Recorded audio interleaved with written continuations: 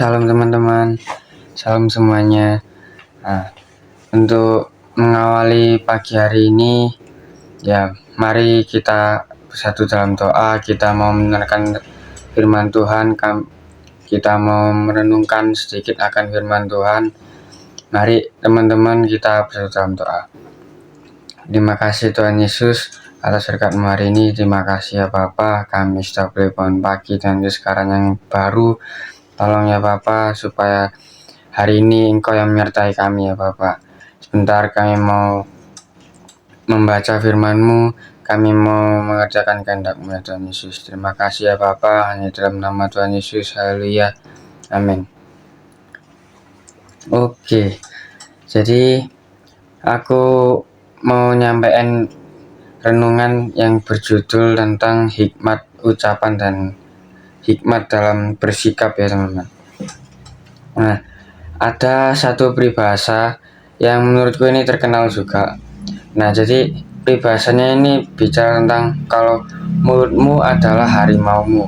Jadi arti dari peribahasa ini itu kayak apa yang kita ucapkan, mulut kita, bibir kita, lidah kita ini semakin kalau kita tidak bisa mengontrolnya, itu akan menjadi harimau. Harimau itu kan sebagai lambang kalau dia itu tangguh, kuat. Tapi juga berarti dia itu menyeramkan, menakutkan. Jadi lebih ke hal yang negatif juga.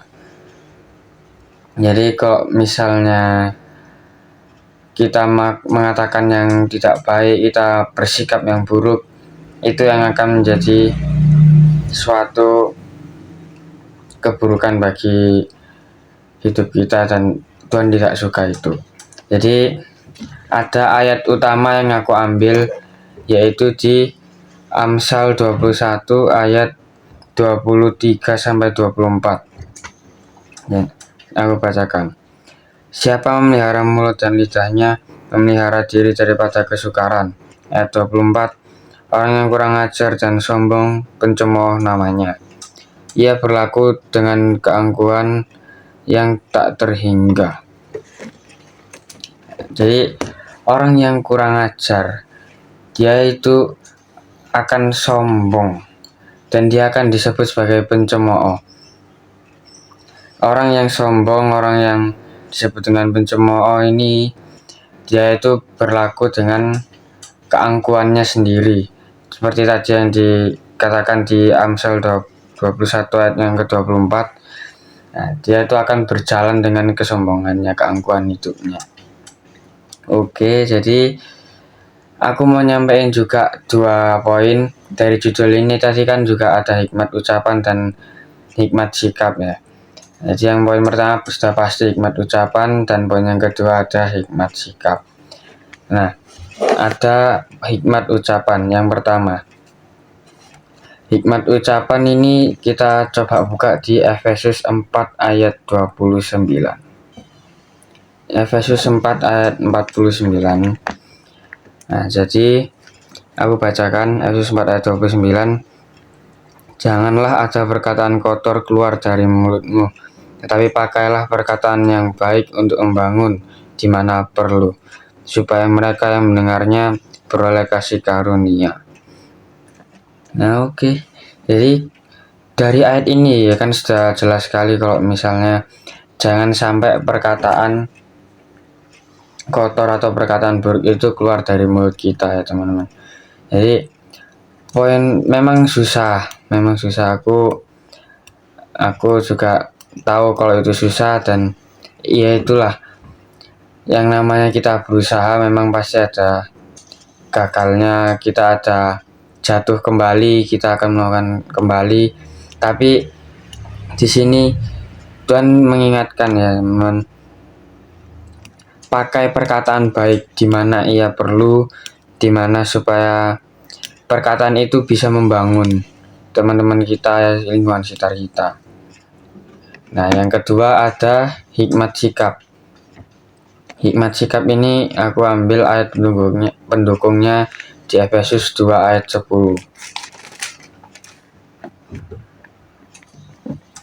Efesus 2 ayat 10. Karena kita ini buatan Allah, diciptakan dalam Kristus Yesus untuk melakukan pekerjaan baik yang dipersiapkan Allah sebelumnya. Ia mau supaya kita hidup di dalamnya. Ya, dikatakan di sini kan diciptakan dalam Kristus Yesus untuk melakukan pekerjaan baik yang dipersiapkan Allah sebelumnya.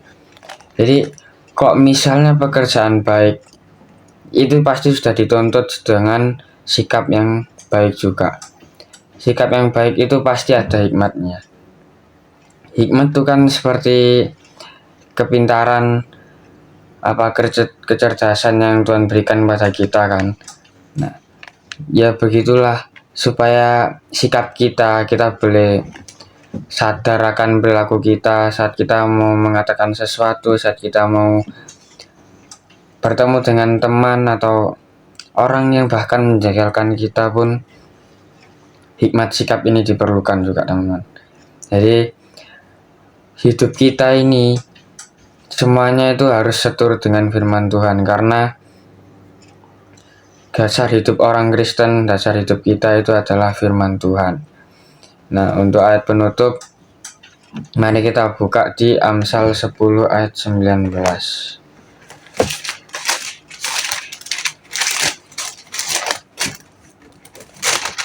Amsal 10 ayat 19.